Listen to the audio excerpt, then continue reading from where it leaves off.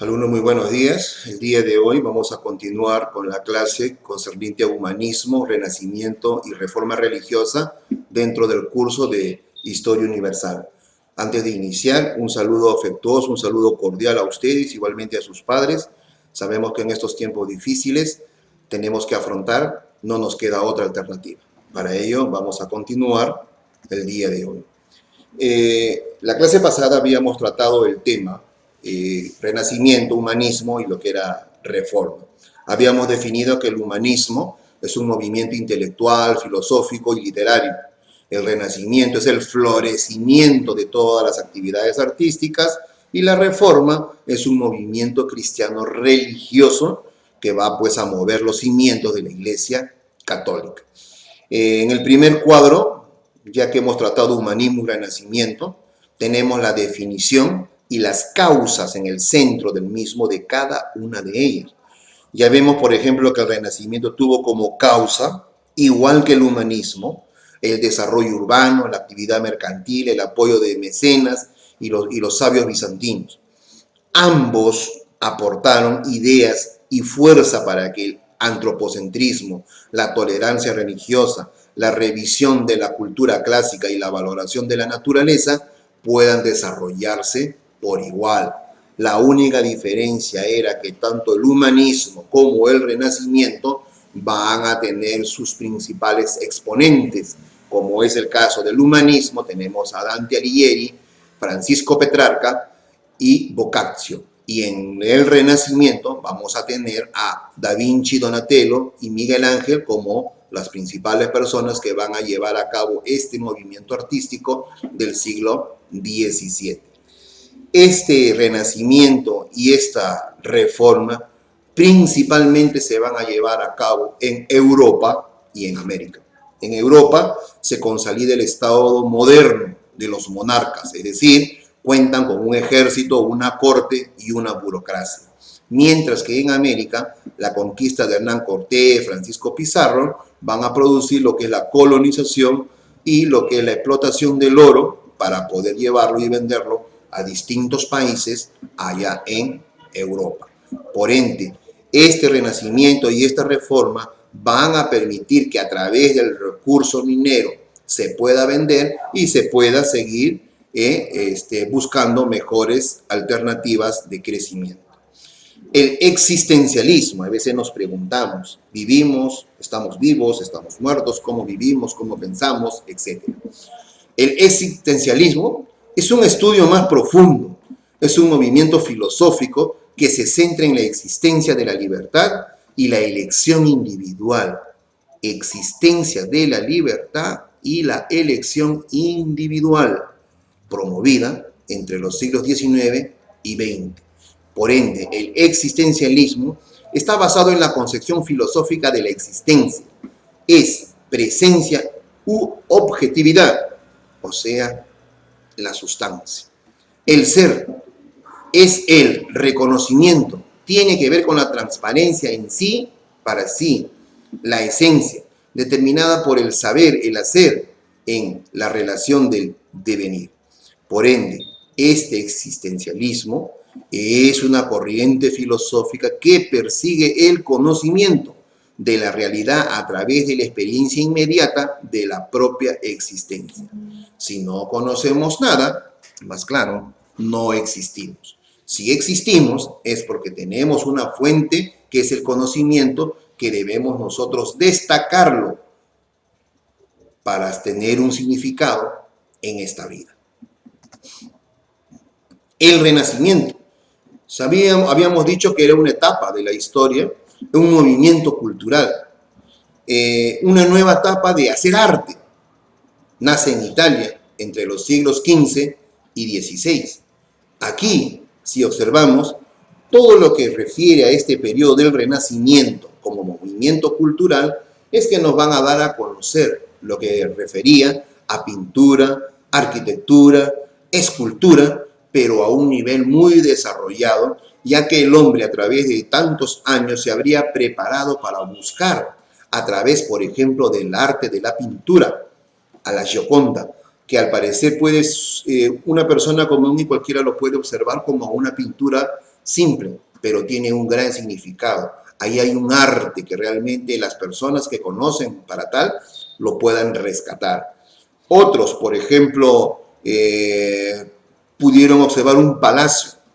En este palacio, por dentro y por fuera, buscaron la forma de cómo lo construyeron, qué materiales utilizaron y el arte que le pusieron para que ellos puedan determinar lo bello que es hasta el día de hoy.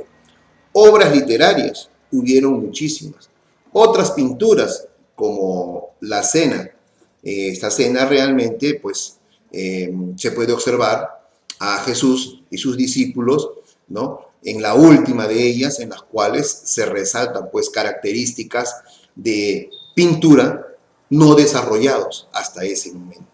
Entonces, ese arte desarrollado entre los siglos XIV y XV, específicamente en Italia, se va a decir que es un movimiento cultural. ¿Por qué? Porque va a desarrollar bastante el conocimiento de las personas y no solamente se va a quedar allí, sino que va a transgredir fronteras y en esos nuevos lugares van a permitir de que el conocimiento cada día se vaya profundizando más, los colores, la textura, el significado que ellos le querían dar con la finalidad de que esto pues se promueva también hacia otras naciones y otros países. Finalmente, la Reforma, que habíamos dicho que era un movimiento religioso iniciado por Martín Lutero en Alemania, va a permitir realmente encontrar que en la religión católica se estaban haciendo y cometiendo de repente algunos abusos. Vamos a llamarle uno de ellos las indulgencias o también los pecados. Los pecados en aquel entonces los curas cobraban y decían, ya estás perdonado. Muchos protestantes se opusieron, como también 7 son los sacramentos, ellos trataron de reducirlos. ¿Por qué los curas vivían de tal manera si deberían de trabajar para poder sobrevivir? También fue una objeción establecida por estos protestantes. Todos llegaron a que la salvación la podías obtener a través de la fe, ¿no? Y realmente hizo inclusive que los sacramentos también sean reducidos, porque realmente se proponían demasiados, de los cuales no eran realmente algo que para aquellos tiempos se debería de practicar. Por ende, se va a presentar la Reforma Protestante. Esta Reforma Protestante encabezada, ¿no?, por Martín Lutero, lo que se llamó el famoso luteranismo, dice que se conoce con el nombre de tal al movimiento religioso que se produjo durante el siglo XVI en algunos países del occidente, que durante la Edad Media habían estado regidos bajo la autoridad del Papa y la Iglesia Católica Romana. Como resultado, marcó el quiebre de la unidad cristiana, surgiendo una serie de iglesias e instituciones religiosas desmarcadas del papado, que recibieron el nombre de protestantes. Esas nuevas iglesias aún la tenemos hoy en día, como es el caso, ¿no? Vamos a citar algunas, por ejemplo, Movimiento Misionero Mundial, los Pentecostés, de repente los mormones, etc. Esta reforma protestante, 3 personajes lo van a ver en distintas formas y en distintas maneras. Cada uno va a proporcionar su ideal. Es el caso de Martín Lutero, de Juan Calvino y de Enrique VIII en Inglaterra.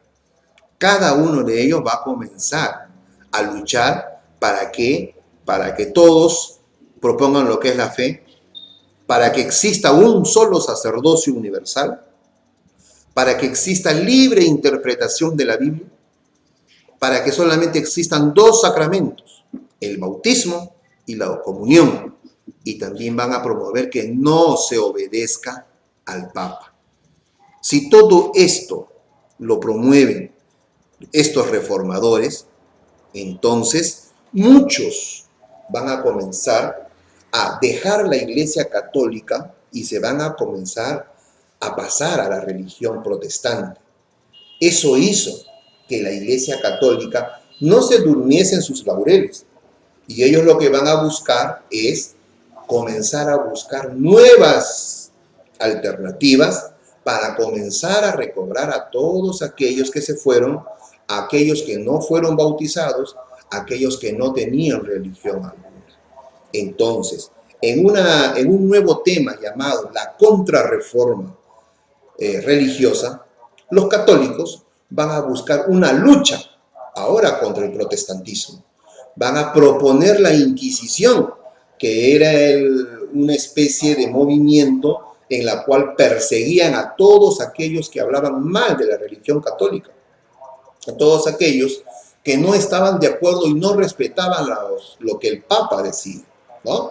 Entonces van a proponer los famosos autos de fe o penas de sanción o lo que eran también penas de castigo para todos aquellos que eran brujos, magos, hechiceros, ¿no? Y los hacían hablar a través del castigo o de torturas.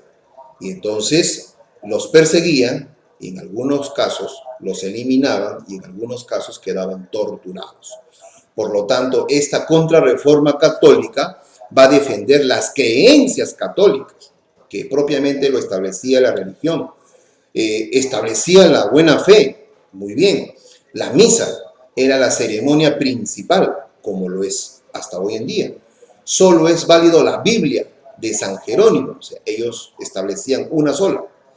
7 eran los sacramentos, como hasta hoy en día, y todos los católicos debemos la obediencia al Papa. Si nos damos cuenta en esta imagen, hay dos colores, verde y crema, que realmente nos establecen por separado, ¿no?, lo que realmente fue esta reforma católica. Bien, estimados alumnos, espero haber sido un poquito más explícito en la explicación concerniente a este tema. Les estoy dejando en esta diapositiva mi número telefónico, un horario que ustedes puedan llamar si tienen alguna duda, y les estoy dejando también una tareita que lo van a ustedes a copiar en su cuaderno bajo el título que estamos trabajando el día de hoy y lo van a resolver y presentar la próxima semana, un viernes como hoy. Eso significa de que ustedes también van a tener que enviar unas pequeñas fotitos en la situación que lo están resolviendo y la tarea propiamente resuelta. Ha sido un gusto el día de hoy. Muy buenos días y hasta una próxima ocasión.